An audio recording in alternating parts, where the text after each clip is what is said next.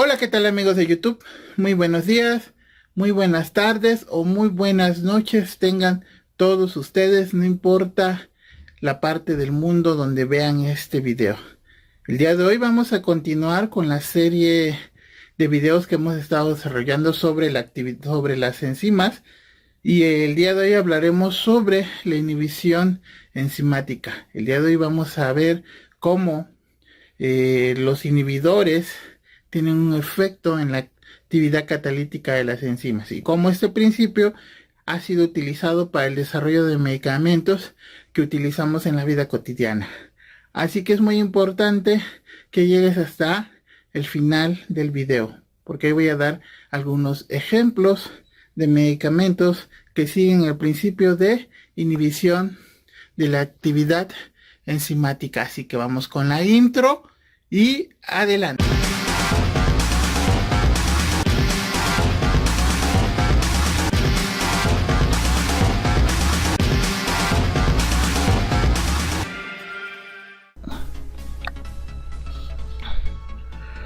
Bueno, vamos a continuar con la serie de videos que hemos estado realizando sobre enzimas. Y el día de hoy vamos a ver la inhibición de la actividad enzimática. Antes que nada, vamos a definir qué es un inhibidor. Es una molécula o efector que hace disminuir la actividad enzimática a través de interacciones con el centro o sitio activo u otros centros específicos. En este caso hablaríamos de un inhibidor alostérico. Esta definición excluye todos aquellos agentes que inactivan a la enzima a través de la desnaturalización de la molécula enzimática. De esta forma tendremos dos tipos de inhibidores. Uno, vamos a tener los inhibidores isostéricos que van a ejercer su acción sobre el centro activo de la enzima. Vamos a tener como segundos tipos de inhibidores los alostéricos que van a ejercer su acción sobre otra parte de la molécula, ¿sí? Que esta parte de la molécula no corresponde al sitio activo, por lo tanto van a causar un cambio conformacional con represión negativa en la actividad enzimática. En este caso, los inhibidores alostéricos normalmente tienen un efecto negativo o en algunos casos tienen un efecto positivo de la actividad enzimática. Ya lo vamos a ver más adelante. Los inhibidores isostéricos pueden ser de dos tipos. Vamos a hablar de un inhibidor irreversible. Un inhibidor reversible cuando establece un equilibrio con la enzima libre o con el complejo enzima-sustrato o con ambos. Por ejemplo, aquí tenemos enzima más inhibidor, tenemos el complejo enzima-inhibidor. Sin embargo, en algunos casos los inhibidores se pueden unir una vez que se ha formado el complejo enzima-sustrato. Enzima-sustrato más el inhibidor y nos da el complejo enzima-sustrato-inhibidor. Vamos a tener el inhibidor irreversible que modifica químicamente a la enzima. En este caso, cuando el inhibidor se une a la enzima ya no nos va a generar producto, ni tampoco va a formar el complejo enzima-sustrato. Vamos a ver cada una de ellas. Vamos a ver qué es la inhibición reversible. Y tiene estas características. 1. El inhibidor se fija al centro activo de la enzima libre, impidiendo la fijación del sustrato. En este caso vamos a hablar de inhibición competitiva. Cuando el inhibidor se fija o se une a la enzima independientemente de lo que haga o no el sustrato, el inhibidor por lo tanto no impide la fijación del sustrato a la enzima, pero sí impide la acción catalítica, y en este caso hablamos de inhibición no competitiva. En este caso el inhibidor y el sustrato no compiten por el sitio activo de la enzima, como si ocurre en la inhibición competitiva. En la inhibición competitiva, el sustrato y el inhibidor compiten por el sitio activo de la enzima. 3. El inhibidor se fija únicamente al complejo enzima-sustrato una vez formado. impidiendo la acción catalítica. Este tipo de inhibición se conoce como inhibición competitiva. Entonces, cuando tenemos un inhibidor reversible, podemos tener tres tipos de inhibición dependiendo de dónde se una el sustrato. Para repetir, la inhibición competitiva va a ser cuando sustrato e inhibidor se unen al sitio de reconocimiento o sitio activo de la enzima. La inhibición competitiva es cuando el sustrato y el inhibidor no compiten por el sitio activo de la enzima. Y la inhibición competitiva es cuando el inhibidor se fija al complejo enzima-sustrato. Estamos hablando de inhibición reversible. Vamos a ver entonces características de la inhibición competitiva. Ok, entonces tenemos el complejo, tenemos la enzima, se une el sustrato, complejo enzima-sustrato más enzima más producto. Esto es lo que normalmente ocurre en una reacción de cinética enzimática. El inhibidor se une a la enzima, ¿de acuerdo? Y aquí vamos a formar una nueva constante. Así como formábamos la constante de Michaelis-Menten, podemos formar la constante de inhibición. ¿Por qué? Porque en este caso el inhibidor se tiene que, como es competitiva, se tiene que, además es un inhibidor reversible, lo podemos quitar. ¿Qué características tiene este tipo de inhibición competitiva? Las fijaciones de sustrato e inhibidor son mutuamente exclusivas. A muy altas concentraciones de sustrato desaparece la inhibición. Por lo general, el inhibidor competitivo es un análogo químico del sustrato. El inhibidor es tan específico como el sustrato. Si no, no se pegaría al sitio activo de la enzima, ¿de acuerdo? ¿Qué es lo que ocurre con la inhibición competitiva? 1. El efecto cinético del inhibidor es un aumento aparente de la Km. En este caso aumenta la constante de Michaelis-Menten, Km. ¿De acuerdo? Que va a estar multiplicada por este factor, que es el factor del efecto del inhibidor. La velocidad max no aparece modificada. Para concentraciones muy altas del sustrato, B max siempre va a ser igual que en ausencia del inhibidor. Esto es porque necesitamos mayor cantidad de sustrato para desplazar todo el inhibidor que se encuentra unido a la enzima. Cuando más pequeño sea el valor de la constante de inhibición, mayor será la potencia del inhibidor competitivo.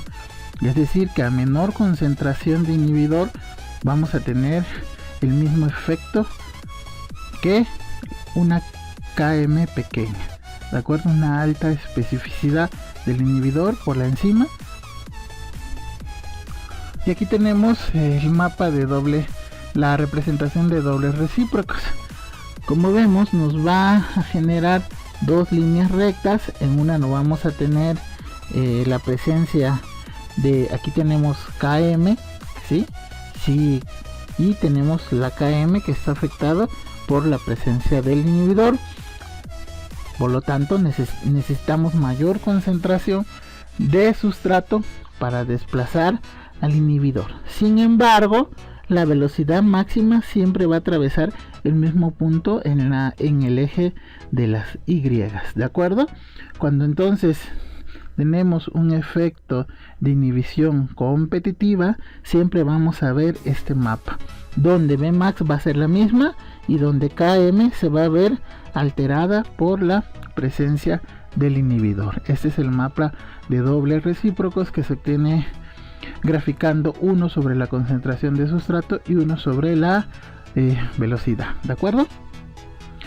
Y aquí tenemos algunos ejemplos. Esta es una enzima succinato deshidrogenasa, ¿sí?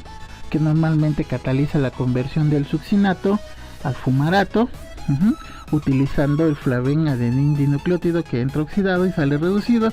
Y aquí tenemos dos inhibidores competitivos, ¿de acuerdo? El malonato y el oxalacetato. Si se dan cuenta, estructuralmente son unas moléculas muy parecidas al succinato, ¿de acuerdo? Si nosotros vemos el succinato, y esta es su conformación tridimensional, y vemos el oxalacetato y vemos su conformación tridimensional, entonces veremos que son muy parecidas y por lo tanto esta configuración y esta configuración, o esta conformación y esta conformación, se parecen, como dice aquí, son análogos estructurales del sustrato, por lo tanto se pueden unir al sitio activo de la enzima. Y este es el principio cómo funcionan algunos medicamentos. Vamos a ver unos ejemplos al final del video. Ok, inhibidores reversibles no competitivos. Aquí vamos a permitir la unión de la enzima con el sustrato, por lo tanto aquí dice que no está afectada porque el inhibidor se une a la enzima libre o al complejo enzima sustrato. Una vez que se ha formado el complejo enzima sustrato inhibidor, la enzima se va a inactivar. El valor de Km no se modifica, pues el sustrato reacciona con la enzima igual que en ausencia del inhibidor. Ejemplos: reactivos que se unen a los grupos sulfidrilos de la cisteína, indispensables para algunas enzimas, iones metálicos como el cobre. Otros inhibidores se unen a los metales componentes de la enzima, por ejemplo el cianuro, que se une fuertemente al fierro de los citocromos catalasas y así bloquea su actividad. Ahora podrán entender por qué el cianuro es altamente tóxico para las células humanas y que su ingesta, si no es tratada a tiempo, nos va a causar la muerte, ya que está bloqueando los sitios activos de enzimas importantes para nuestra supervivencia. Ok, aquí tenemos la representación. Entonces tenemos enzima más el sustrato, nos da el complejo enzima sustrato que reacciona y nos da el complejo enzima más producto, que es lo que normalmente ocurre. Sin embargo, en este tipo de inhibición, la inhibición no competitiva, el inhibidor se puede unir a la enzima para formarnos el complejo enzima inhibidor, pero a su vez este complejo enzima inhibidor sí puede unir sustrato, ¿de acuerdo? O el inhibidor se une al complejo enzima sustrato. Una vez que se ha unido el inhibidor al complejo enzima sustrato, ya no vamos a tener producto, ¿de acuerdo? Aquí ya no tenemos la reacción hacia producto, por lo tanto este complejo enzima sustrato inhibidor es improductivo. Y aquí tendríamos acá abajo como se ve una gráfica representada al estilo Michaelis-Menten, ¿sí? Con la presencia del inhibidor y con la ausencia del inhibidor. Cuando hacemos estos gráficos de Lineweber-Burk, vamos a encontrar entonces que la Km no se ve afectada, por lo tanto las dos rectas se van a encontrar en el eje de las X, pero sí vamos a encontrar alterada la velocidad máxima. Entonces la representación de Lineweber-Burk, cuando hablamos de inhibiciones reversibles no competitivas, vamos a encontrar afectada la velocidad máxima, pero no vamos a encontrar afectada la Km. En la inhibición acompetitiva, el inhibidor solo se va a fijar al complejo enzima sustrato, es decir, aquí vamos a tener la enzima más el sustrato, formamos el complejo enzima sustrato que nos va a dar enzima más producto, pero aquí en la formación del complejo enzima sustrato es el inhibidor para darnos el complejo enzima sustrato inhibidor que ya no va a generar producto. Y esto lo vamos a ver. ¿Cuál es el efecto de la presencia de un inhibidor acompetitivo? ¿De acuerdo? Aquí está enzima más sustrato y el efecto del inhibidor, el efecto complejo enzima sustrato ya no produce. Aquí en este tipo de inhibición se va a encontrar alterada la velocidad máxima y se va a encontrar alterada la Km. ¿De acuerdo? Vamos a disminuir tanto Vmax como Km en la presencia de este inhibidor. Y en algunos casos vamos a encontrar una inhibición mixta. Aquí en este caso el inhibidor se va a fijar indistintamente a la enzima libre y al complejo enzima sustrato. Ni el complejo enzima libre ni el complejo enzima sustrato son productivos, y esto hace la diferencia con los otros tipos de inhibición. ¿De acuerdo? En este caso vamos a encontrar que las líneas, vamos a encontrar alterada la Bmax y vamos a encontrar alterada la Km. ¿De acuerdo? En el caso de la inhibición mixta, las líneas se van a cruzar en un punto, ¿sí?, que no va a estar en el eje de las Y y que no van a estar en el eje de las X. En el caso de la inhibición competitiva, ¿sí?, vamos a encontrar líneas paralelas. Me regreso porque me había faltado decirlo. En el caso de la inhibición competitiva vamos a encontrar líneas paralelas porque aquí está alterada la velocidad máxima y la Km. Ok, en este caso de la mixta se van a cruzar las líneas rectas, pero no van a cruzarse en el eje de las Y ni en el eje de las X. Y aquí tendríamos una tablita que nos resume qué pasa con el efecto del inhibidor. Cuando no tenemos la presencia del inhibidor, tenemos la velocidad máxima y la Km normal. En la competitiva vamos a tener alterada la Km. En la competitiva vamos a tener alterada la Vmax, la Km, lo mismo que en la mixta. ¿De acuerdo? Pero bueno, es un mapa representativo de algunos de los tipos de inhibiciones que ya vimos.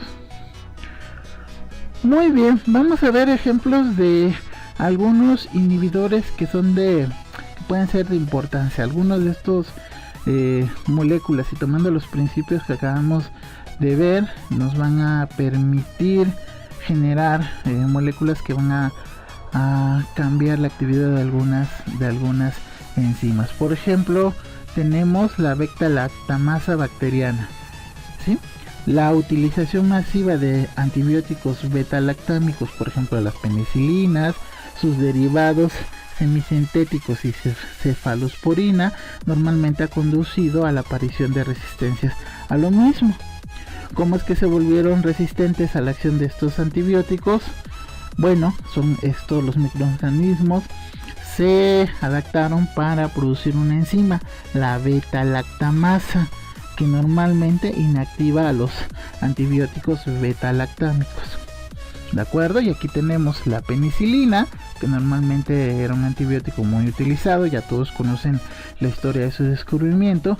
Tenemos la beta-lactamasa, que normalmente lo transforman en ácido peniciloico, que es inactivo. Estas serían las conformaciones tridimensionales.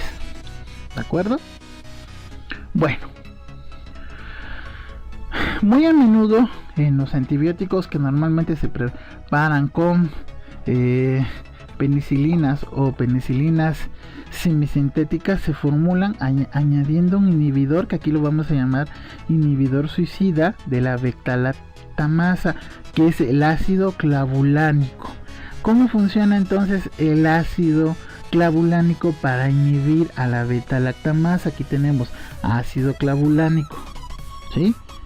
Este ácido clavulánico se une a una serina activa.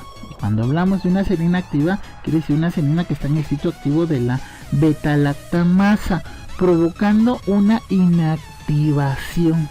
¿De acuerdo? Pero este es un inhibidor irreversible, por lo tanto el ácido clavulánico va a inhibir irreversiblemente a la beta-lactamasa, y una vez que se ha inhibido la beta-lactamasa, entonces los antibióticos de penicilina y sus formulados semisintéticos pueden destruir a los medicamentos.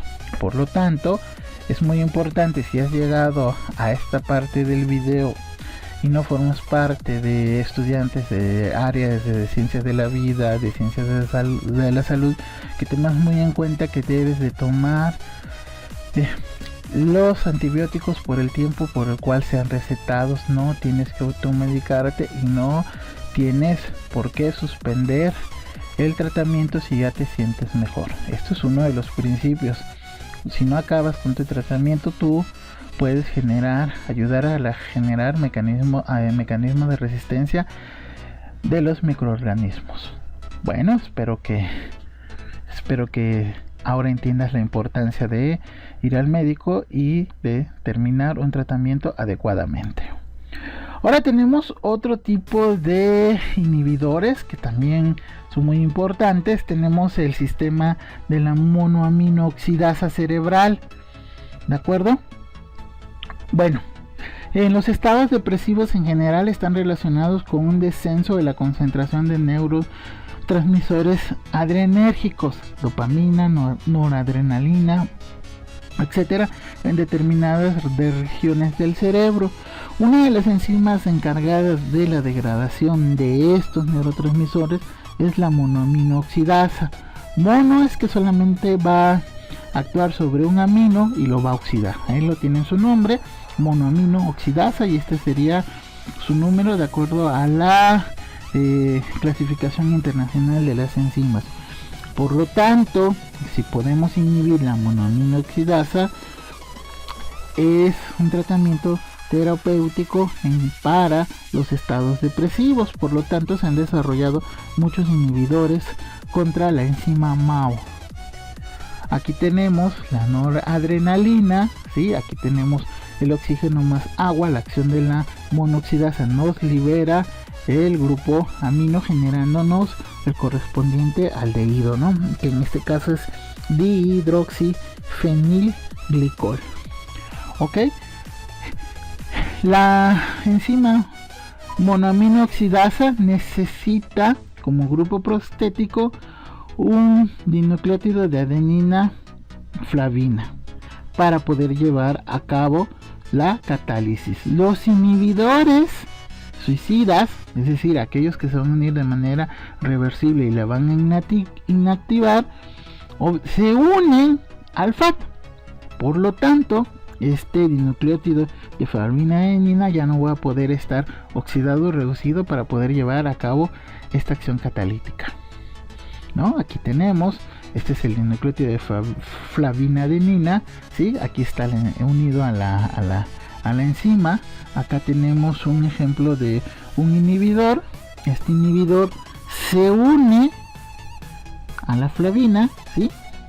Y entonces esta flavina modificada deja de tener el efecto, y por lo tanto la enzima MAO, monoaminooxidasa, ya no va a poder degradar los neurotransmisores.